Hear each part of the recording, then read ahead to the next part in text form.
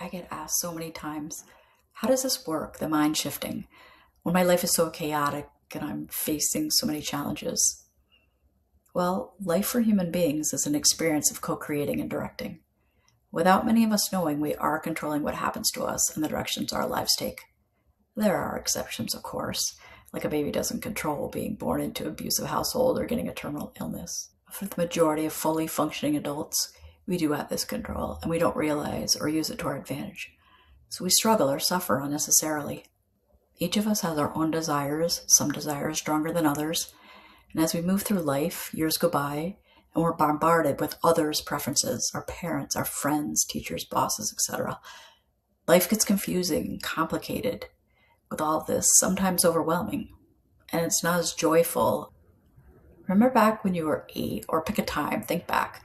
You had no bills, you had playtime, free time, you slept well, you weren't drinking alcohol or coffee, probably, or taking gummies. We had lots of good energy. We felt pretty good, right? Bring your mind back to that memory. Tune into how you felt. That's who you really are. That's the frequency of your desires, your authentic self, not just the physical body of who you are. When you're aligned and tuned into your authentic, true self, it's a pleasure to move through life, no matter what's happening around you in your environment. Some examples I hear from clients are they want a romantic partner. They see others with great relationships and they want that for themselves. They might feel alone or unlucky, like they're lacking something. They think, I'm not good enough. What's wrong with me? I'm not smart enough to figure it out, or not attractive enough to find somebody or attract somebody. That's sending the wrong signal. It's vibrating on the wrong frequency. The solution is to be in love with the process. Practice being in alignment with who you are.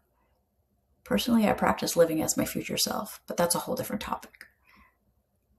Move your thoughts to a higher frequency.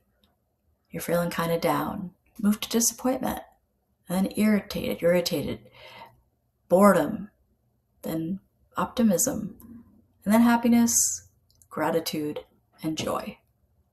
Embrace the whole experience, the ups and downs. Stay true to yourself.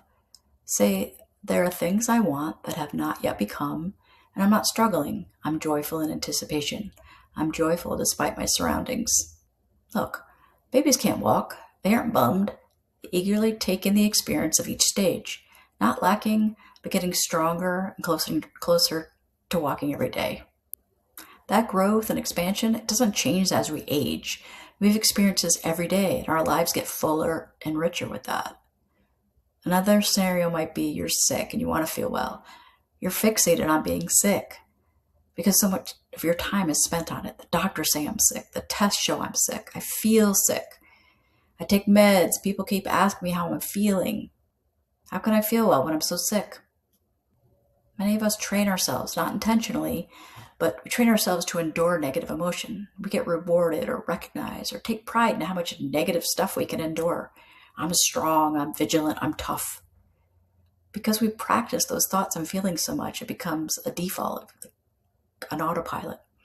And it's more difficult now to access or pay attention to good when it's right in front of us. The solution? Pretend or think wellness. Try to stop thinking or fixating on sickness. I know it's difficult to do because of the diagnosis, the label, etc. But reach for a thought, a feeling, even a little bit better than where you're currently thinking or what you're feeling. Keep moving up the scale. You're feeling sad or depressed. Move to jealousy of people who are well. Anger, this is happening. Worried, irritated, bored, optimism, happiness, gratitude, joy. Go back to that happy moment. Access the feeling from when you were a kid. Live from and experience the world from that feeling. Practice consistency to strengthen those thoughts, to stop or tame the reaction in response to what's happening in your environment or around you. I know it sounds very difficult and unrealistic when you're struggling. I know. I've been there, and I'm in awe every day of how real this is and how much you can change with consistency and persistence.